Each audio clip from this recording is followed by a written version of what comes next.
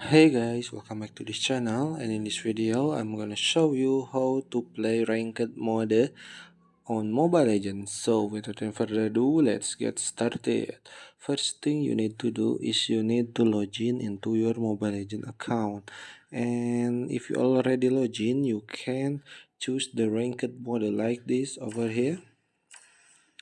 And this is for rank mode is you have to win the game, so you get the stars from the every victory that you win from the game.